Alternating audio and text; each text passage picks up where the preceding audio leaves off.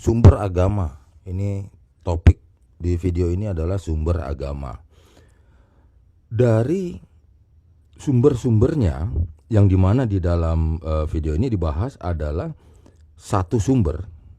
Ya, ini sumber agama itu. Maka akan menjadi banyak agama, sejumlah agama. Ya, begini. Nah, siapakah sumber ini? Dalam konteks ini adalah sumber agama yang ada di sana, di orang bilang di tanah Israel lah, begitu ya, di tanah Yahudi sana. Nah, sumber tersebut digunakan oleh berbagai agama, banyak sekali ya. Nanti lihat sendiri, ada Zoroaster situ, ada Druze di situ, agama-agama ya. Termasuk ada Samaritan. Nanti membedakan daripada itu sekte, aliran, bid'ah dan agama itu sendiri itu bahasa internal. Ya, jadi ini saya agak susah karena harus hitung menit ini pelajaran tahunan ini. Nah, maka digunakanlah sumber itu. Saya pakai ibarat dulu begini. Ibaratnya kalau pasar orang belanja makanan, ini pasar. Di dalam pasar itu berbagai bahan makanan dijual. Daging, ikan, sayur, cabai, bawang, apa segala, pasar. Nah, maka pembelinya, kita beli, saya beli, Anda beli, kamu beli toh. Beli, saya cuman hari ini saya beli ikan apa dan sayur, sini cabai, dan ini ada lagi orang yang beli segalanya, dibeli di dalam satu pasar itu. Itulah sumber. Nanti kan ada dapurnya di rumah tangga masing-masing. Ya. Nah, maka siapakah yang membeli segala jenis bahan makanan di dalam pasar itu? Nah, nanti dilihat. Siapa yang beli? Rumah tangga mana yang segalanya membeli dari sumber pasar itu? Ada yang cuman saya cuman belinya ikan sama bawang sama garam ya, terus sama cabai. Nah, ini ada yang kayak begitu dari sumber yang ini. Pasar itu pasar induk. Ada juga saya beli berasnya aja gitu kan. Beli beras sama kunyit sama apa ntar mau bikin nasi kuning aja kan gitu. Ya kan, ada juga yang ngambil sumbernya ini, saya beli segalanya yang ada di pasar induk itu. Kalau ada berapa? 30 macam saya beli semua. Gitu loh. Nah, inilah rumah tangga ibaratnya. Di sini ibaratnya. Pasar itu ya menyediakan atau tersedia atau memiliki atau mempunyai dan segala-segalanya. Nanti kan ada sejarahnya. Dagang beras di sini, berasnya itu sawahnya yang sana loh, yang ini itu sejarah. Cabai ini itu dari perkebunannya si Pak itu, ini nanamnya gini ya di ladang sana, kan begitu semua. Ikan itu tambak ikannya yang ini. Nah, itulah sumber-sumbernya dengan sejarahnya, dengan historisnya. Maka diambillah oleh rumah tangga ini tadi. Nah, ini ilustrasinya demikian.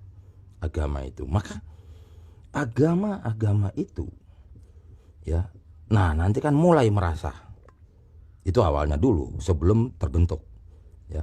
Saya ngambilnya ini ada 17 jenis loh dari pasar induk. Saya 12, saya 9, saya segalanya kan gitu ya kan, segalanya yang ada di pasar induk itu saya beli semuanya, saya ambil semuanya, demikian. Nah, setelah itu agama-agama itu dibentuklah supaya bentuknya konkret, atau dulu ada istilah supaya terbentuklah menjadi suatu organisasi ya. Karena nanti ada yang istilah jadul tuh, banyak yang organisasi tanpa bentuk. Nah, itu yang diistilahkan. Apa maksudnya di sini? Yaitu suatu lembaga agama, organisasi, asosiasi atau lembaga ya agama itu, nanti siapa lagi yang paling lengkap di situ? Apanya yang paling lengkap? seperti standing position, ya, terus legal standingnya, terus bagaimana dia ada kekuatan hukumnya. Nanti ini susah ya. Ada dua macam ya. Nanti ada yang terkait dengan di mana dia hidup, yaitu negaranya di negara mana yang dioperasionalkan oleh pemerintahan apa, siapa, dan bagaimana bentuk pemerintahannya. Karena ini nanti berbeda kaitannya dengan struktur agama itu sendiri.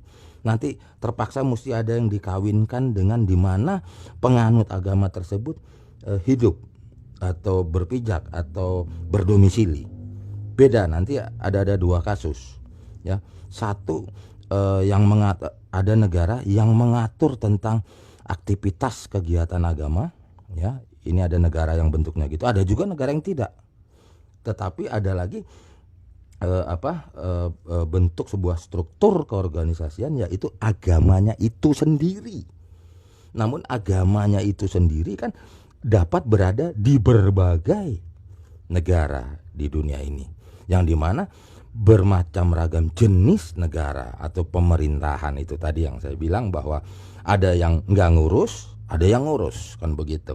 Nah, kembali dulu ke sini. Nah, maka agama yang mempunyai standing position, legal standing, mempunyai daripada aturan dan peraturan negara setempat, ya, dan juga termasuk nanti apa sih isi ajarannya, bimbingannya, tuntunannya, protap, prosedur tetap, SOP, standar operation procedure, ya, terus nanti ada tupoksinya, tugas pokok dan fungsi, dan lain sebagainya. Mana bentuk agama yang paling lengkap? Itu cara melihat bedanya, ya. Nah, maka kelembagaan agama inilah yang mengantarkan ajaran, mengantarkan caranya, tata kelolanya, dan lain sebagainya, yang akan melahirkan kepada para followernya, ya, menjadikan referensi di benaknya, ya, menjadi tuntunan, menjadi yang akan membentuk mindset di dalam dirinya itu, ya. Nah, nanti ada salah satu namanya perangkatnya manusia itu adalah iman, ya. Ini bentuk singkat struktur dengan contoh-contoh tadi ya, pasar apa segala. Ini demikianlah adanya terbentuk agama-agama di dunia ini. Kalau nanti ada yang komplain, ada yang apa, oh enggak gitu, ya silakan, itu agamamu, udah gitu aja. Gitu, jangan masuk rumah tangga orang. Gitu ya. Nah, nanti yang tadinya beli di pasar induk, dibeli, dibawa pulang ke rumah tangganya masing-masing, itulah namanya menjadi agama, dan setelah di rumah tangganya masing-masing, disitulah nanti dibentuk kekuatan kelembagaan agamanya itu selengkap apa, seakurat apa, sebertanggung jawab apa. Itu yang tadi item-itemnya sebanyak-banyaknya. Demikian pula sumber ini, sebanyak-banyaknya item bahan-bahan makanannya itu sebanyak apa, gitu, dalam konteks ini yang di tanah Israel sana. Gitu, jangan campur-campur dulu. Kita nggak bicara orang yang di Brazil, kita nggak bicara yang di Argentina, kita nggak bicara di Abu Dhabi, kita nggak bicara di Qatar, kita nggak bicara di Bahrain, kita nggak bicara di Brunei, ya. Jangan campur aduk mulu, ntar kapan beresnya itu mindsetnya, kapan beres mindsetnya, gitu loh, ya. Jadi ini topiknya sumber agama, saya cut dulu.